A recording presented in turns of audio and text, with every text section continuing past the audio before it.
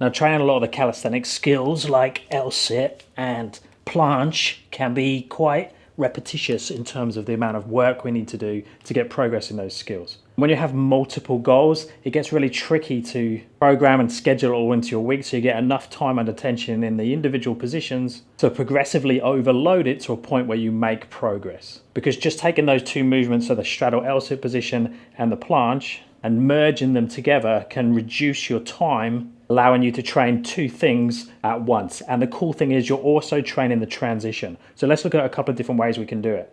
And these easier options are going to work as warm up for the harder variation. So to start with, I've got the bars externally rotated slightly, so they're slightly turned out. That's going to make it easier to get into my protracted position. So I'm going to place the hands down there, I'm going to protract. Now protraction means I'm pushing up through my rounded upper back, and you shouldn't be able to see my shoulder blades in that position.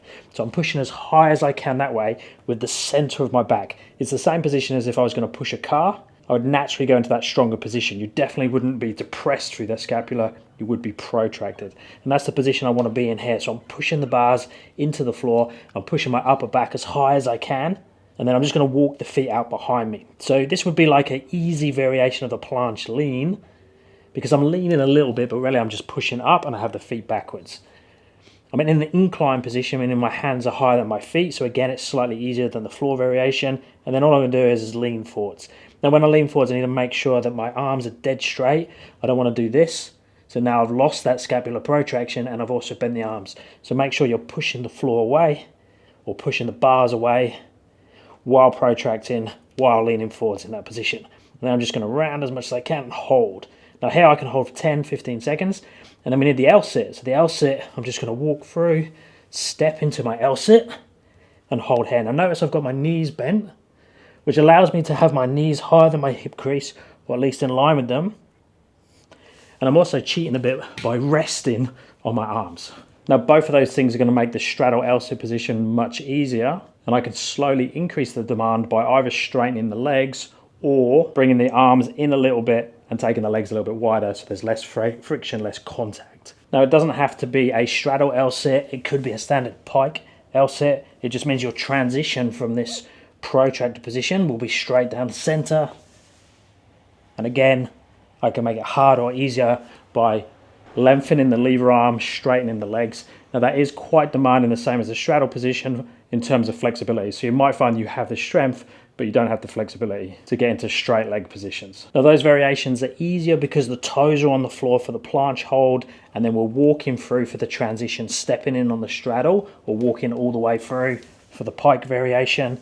But we can make that much harder by starting in an actual tuck planche position, so where we're raising the feet up off the floor. Now ideally hips are in line with shoulders, and then the transition comes around the outside or goes through the middle to my L-sit. And again, I can play around with the variations of both of those things in terms of the quality or the intensity of the planche by how much I extend the body out. I can change the hold time. So am I going to hold that planche for 5 seconds, 10 seconds, 2 seconds? And they're exactly the same in the straddle position. We can open the legs out, we can change the hold time, we can change how much we're using the arms for the friction. So loads of different variables. And if you have it, you can even change direction. So we can start to go through the concentric movement. Now the concentric can be done either starting in the bottom position or starting in the top position, going down and back up again. So the bottom position would be starting in the L-sit and then pushing up into your planche position.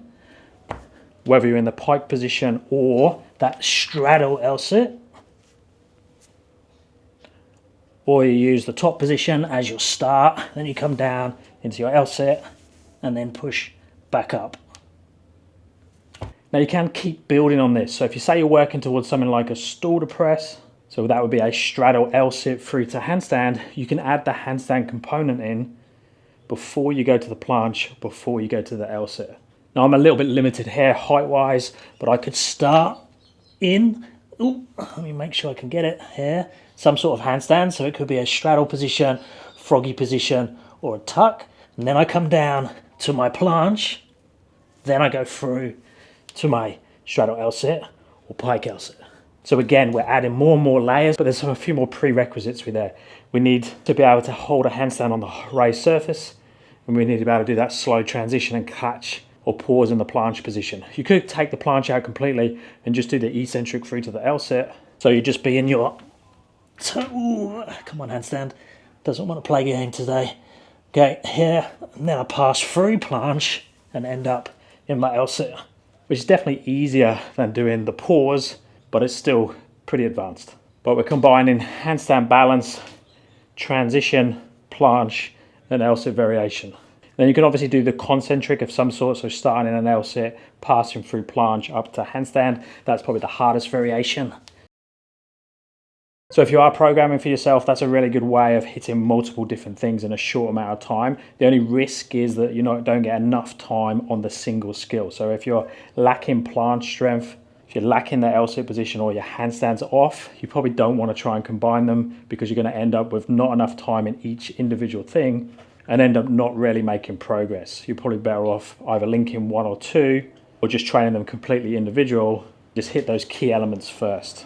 Bear in mind, most people are doing too many accessory exercises and not enough of the main movements. But if you already have some experience in each of the individual things, playing with them and combining them is a real cool way to do it, or a nice way to finish when you've done a lot of static holds in the main workout. Let me know your thoughts on this one down in the comments. Let me know if you have any questions. If you're after help with your training, check out my website and app. Links are all down in the description, or check out www.paultwyman.com.au, and I'll speak to you in the next one.